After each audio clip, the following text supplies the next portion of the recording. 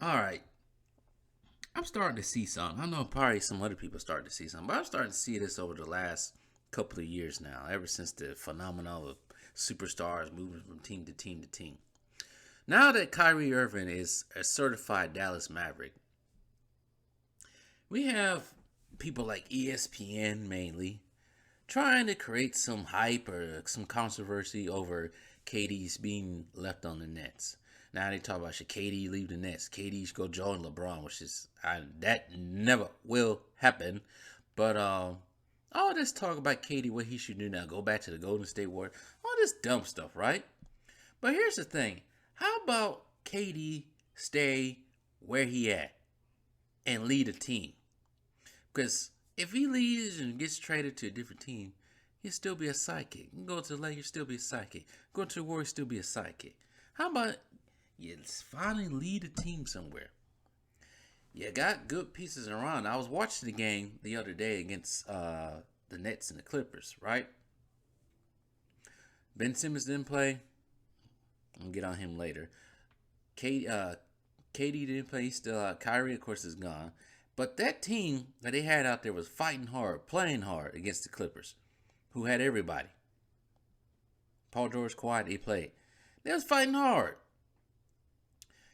How about maybe the Nets trade for maybe somebody else that can help?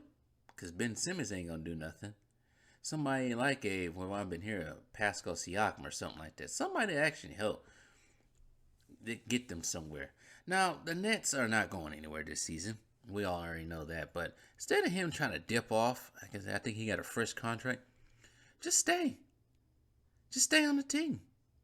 Lead a team for once.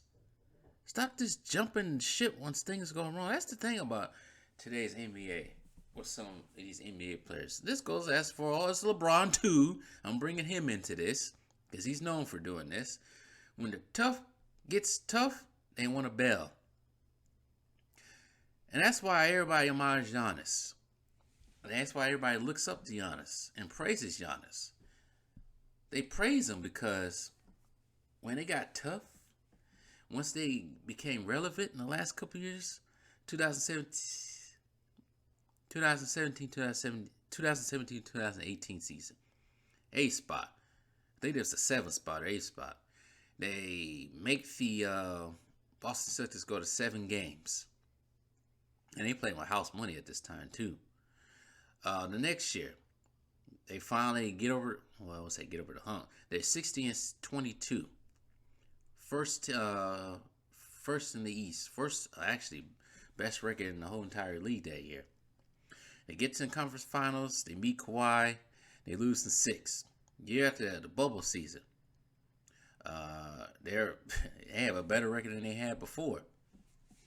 Losing 5 games to the Miami Heat. Giannis has a sprained ankle. It looks desperate. It looks bad for the Bucks at this time. But guess what? He decides to stay. Resigns with Milwaukee. The GM brings in Drew Holiday. They tried to bring on, I forgot the guy from Atlanta, foreign guy from Atlanta. I forgot his name. Top of my head right now. They tried to bring him in, but it didn't work. You bring in PJ Tucker. They end up winning. Finally get over the hump. And you could tell from the interview, post interview after the finals day, he felt relieved. He felt, oh, I don't want to say inspired, but he felt relieved. He felt fulfilled. He felt happy that he did it the right way instead of kind of jump ship when the stuff get tough and go play with somebody else. That's my problem with not with just LeBron, but whatever. That's my problem with KD. When he jumped ship went with Golden State, yes, you're fine. You're free to go anywhere as a free agent. But it looks better, especially on your legacy, when you tough it out and play. That's why everybody looks up to uh, Jordan, because he played with one team. Kobe. And now people want to bring in Kobe, talk about he requested a trade, but it didn't happen. And guess what? He ended up winning 2 more by himself. Or I should say, leading the team. Some of these players just got to show toughness. And I think Hopefully, KD would just stay instead of trying to jump to go play with another super team. Because after a while, it's just getting ridiculous. And it's just a bad look on the NBA. That's why their numbers are going down. Because nobody wants to see no super teams. Nobody wants to see that. They want to see competitive basketball. Players playing, not sitting out. Because they need to rest.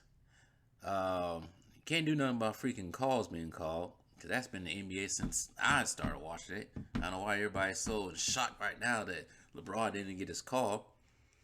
Talk to the Sacramento Kings of 2002, 2003. They tell you a whole different story. But anyway, that's all I got to say about the situation with KD. Tell me what you guys think.